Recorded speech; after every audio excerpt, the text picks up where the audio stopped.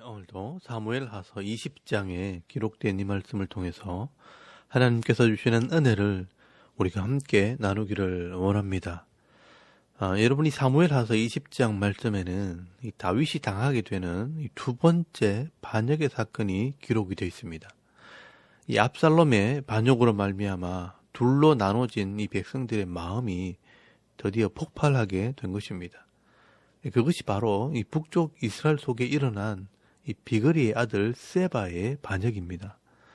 이 다윗이 나이가 점점 들어가면서 이 다음 후계자가 분명하지 않을 때 이 압살롬이 이 백성들의 마음을 휘어잡으면서 반역을 일으키게 되었고, 결국 이 압살롬이 죽음으로 이 다윗이 다시 왕권을 회복하게 되었습니다.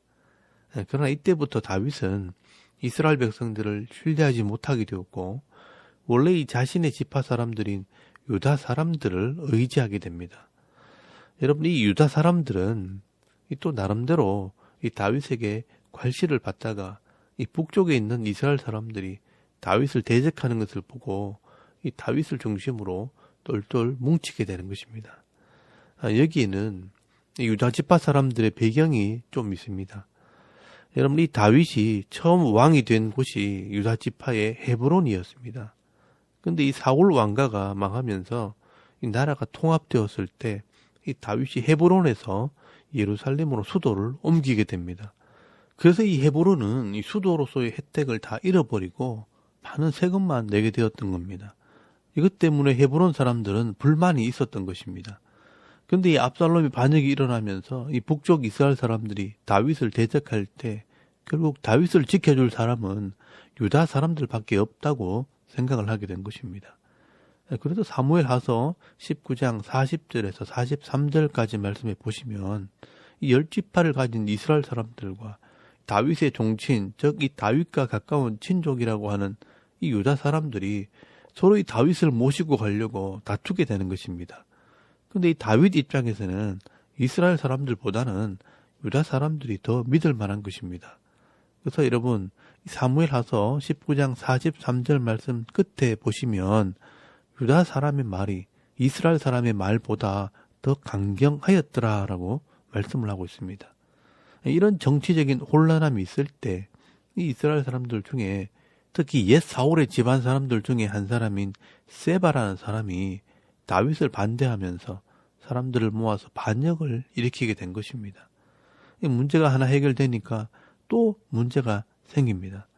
이 세바라는 사람이 반역을 일으킨 장소를 보면 저 갈릴리 북쪽 끝에 있는 이 다윗의 통치가 미치지 못하는 변방 지역이었습니다. 우리나라로 치면 함경도 땅에 해당되는 이 북쪽 끝지방입니다. 이때 다윗은 이 문제를 해결하기 위해 군대를 보내야 하는데, 어제도 보셨지만 지금 요압과의 관계가 껄끄러워져 있기 때문에 일전에 지휘관으로 세운 이 아마사를 보내게 됩니다. 그래서 4절에서 5절까지 말씀해 보시면 왕이 아마사에게 이르되 너는 나를 위하여 3일 내로 유다 사람을 큰 소리로 불러 모으고 너도 여기 있어라 하니라. 아마사가 유다 사람들을 모으러 가더니 왕이 정한 기일에 지체된지라 라고 말씀을 합니다.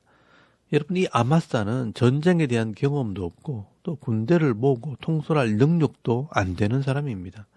그러니 아무도 이 아마사의 말을 듣지 않게 되고 3일이 지났는데 이 아마사는 나오지도 않고 군대를 모으지도 못한 것입니다. 그래서 이 아마사 이름의 뜻이 무엇이냐면 아모스 선지자와 뜻이 같습니다. 무거운 짐진 자라는 뜻입니다.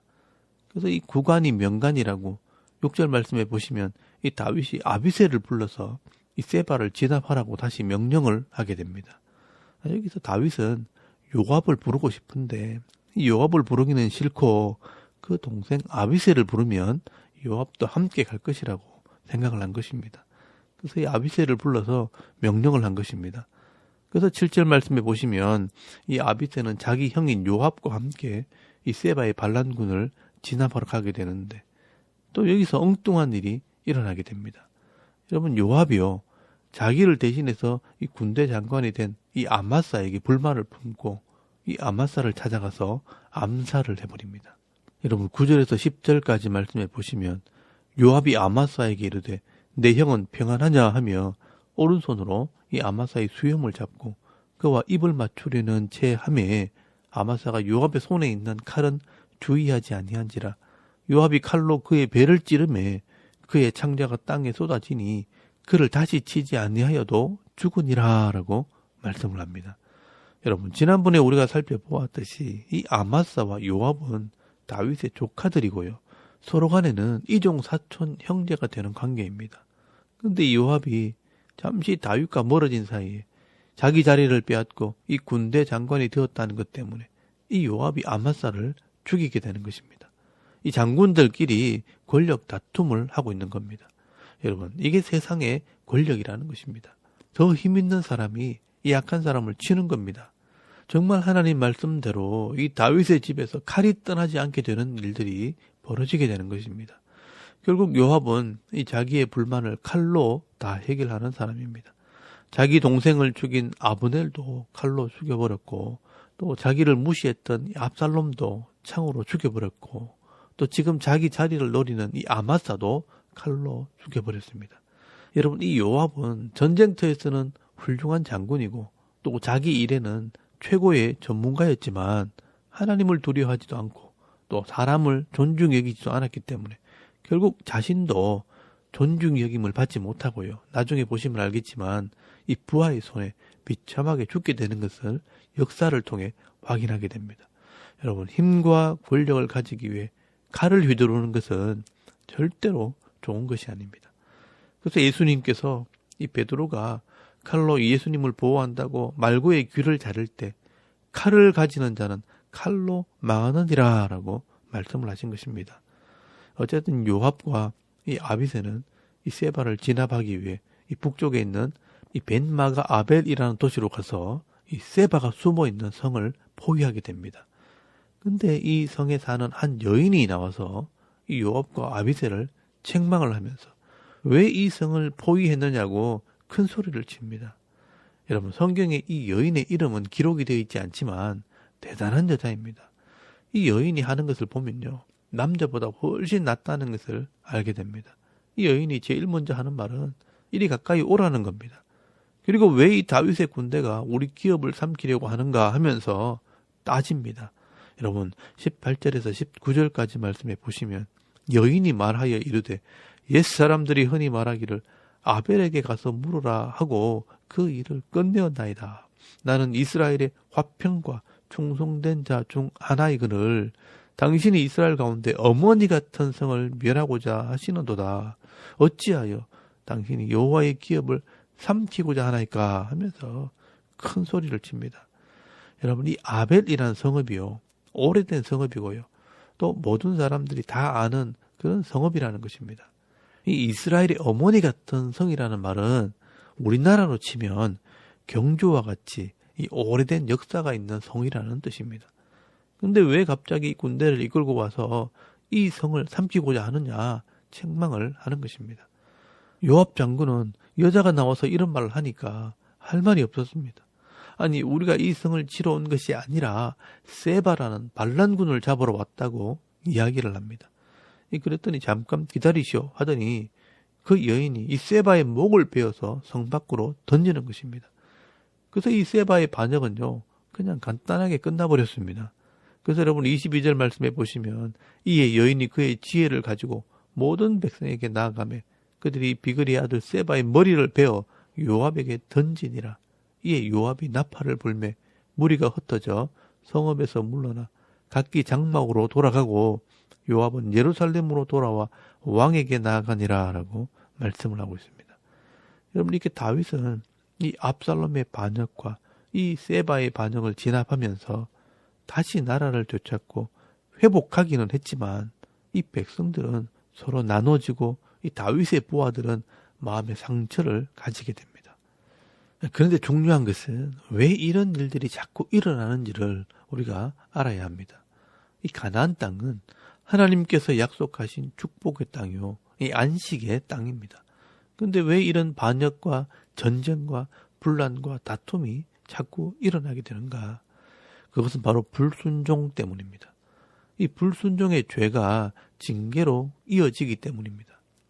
여러분, 하나님을 존중히 여기고 또 하나님 말씀에 순종할 때 이 하나님 나라에 복이 임하는데, 이 하나님의 백성들이 하나님을 무시하고 말씀을 버리고 죄의 길을 가게 되면 하나님께서 말씀에 약속하신 대로 이 징계의 채찍을 덜 수밖에 없습니다.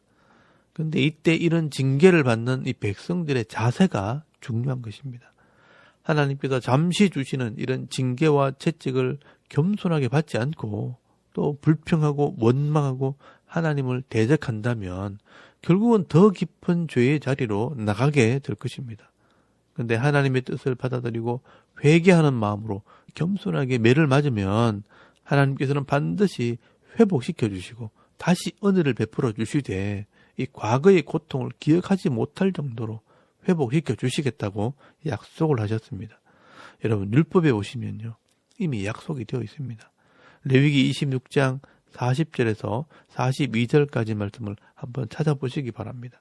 거기 보시면요, 그들이 나를 그스런 잘못으로 자기의 죄악과 그들의 조상의 죄악을 자복하고 또 그들이 내게 대항함으로 나도 그들에게 대항하여 내가 그들을 그들의 원수들의 땅으로 끌어갔음을 깨닫고 그 할례 받지 아니한 그의 마음이 낮아져서 그들의 죄악의 형벌을 기쁘게 받으면 내가 야곱과 맺은 내 언약과 이삭과 맺은 내 언약을 기억하며 아브라함과 맺은 내 언약을 기억하고 그 땅을 기억하리라 라고 말씀을 합니다. 여러분, 이 이스라엘 백성들이 잘못했을지라도 이 자기의 죄를 자복하고 깨달아 형벌을 달게 받으면 하나님께서 언약을 기억하셔서 다시 회복시켜 주시겠다는 것입니다. 여러분, 우리가 완벽한 사람이 아니기 때문에 늘 범죄하고 실수할지라도 말씀대로 회개하면 이 죄악의 땅에서 하나님의 위로와 회복의 은혜를 누리게 되어 있는 것입니다. 그래서 이 선지자들이 이 말씀을 근거로 늘 하나님 말씀을 외치게 됩니다. 이 대표적으로 여러분 호세아서 6장 1절 말씀에 보시면 오라 우리가 여호와께 돌아가자. 여호와께서 우리를 찢으셨으나 도로 낳게 하실 것이요 우리를 치셨으나 싸매어 주실 것이라 라고 말씀을 합니다. 여러분 이사야서 1장 18절 말씀에도 보시면 여호와께서 말씀하시되 오라 우리가 서로 변론하자. 너희의 죄가 주홍 같을지라도 논같이 희어질 것이요 진홍같이 붉을지라도 양털같이 희게 되리라 라고 말씀을 합니다. 여러분 예레미야 애가 3장 33절 말씀에도 보시면 그가 비록 근심하게 하시나 그의 풍부한 인자하심을 따라 긍휼히 여기실 것임이라.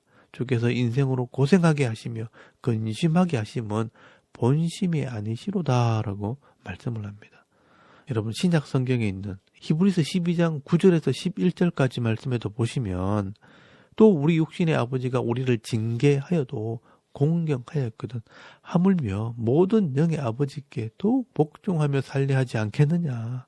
그들은 이 육신의 아버지는 잠시 자기의 뜻대로 우리를 징계하였거니와 오직 하나님은 우리의 유익을 위하여 그의 거룩하심에 참여하게 하시느니라. 무릇 징계가 당시에는 즐거워 보이지 않고 슬퍼 보이나 후에 그로 말미암아 연단받은 자들은 의와 평강의 열매를 맺느니라 라고 말씀을 합니다. 여러분 우리 인생이 완벽하지 않기 때문에 늘 죄를 짓고 또 매를 맞고 살아가게 되어 있습니다. 그럴 때마다 이런 하나님 마음을 알게 되면 하나님께서 주시는 이 징계의 매가 도리어 불로 연다는 믿음이 되고요. 더 큰 은혜를 체험하게 되는 과정이 될 수 있습니다. 어떤 분이 이런 말을 했습니다. 회개의 힘이 얼마나 큰가 이 계란을 통해서 비유로 설명을 합니다. 여러분 회개라는 껍질은 굉장히 두껍지만 남이 깨뜨리면 안 되고요. 반드시 내가 깨뜨려야 한다는 겁니다. 계란 안에 있는 병아리는요. 스스로 계란의 껍질을 깨뜨리고 나오면 살아있는 병아리가 되지만 만약 남이 그 계란의 껍질을 깨트는 일이 있다면 그 계란 프라이밖에 안 된다는 것입니다. 여러분 스스로 깨닫고 이 하나님의 징계의 채찍을 달게 받으면 회복의 은혜를 경험하겠지만 자기의 죄를 깨닫지 못하고 끝까지 회개하지 못하게 되면 결국은 하나님의 징계와 심판을 받게 되는 것입니다.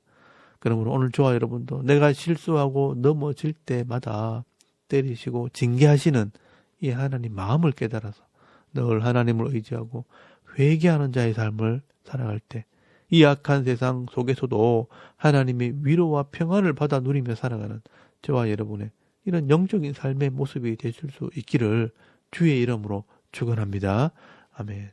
우리 잠깐 기도드리겠습니다. 오늘도 이 하나님 말씀대로 순종함으로 은혜의 삶을 살게 하옵소서. 또 나라와 민족을 위해 또 섬기는 교회와 일꾼들을 위해서 또 가족과 이 자녀들을 위해 중보기도 하시고 또 개인의 기도 제목을 따라 기도하고 오늘 하루 삶을 또 시작할 수 있기를 바랍니다.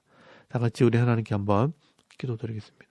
살아계신 하나님 은혜를 감사합니다. 오늘도 이 아침에 하나님을 예배하게 하시고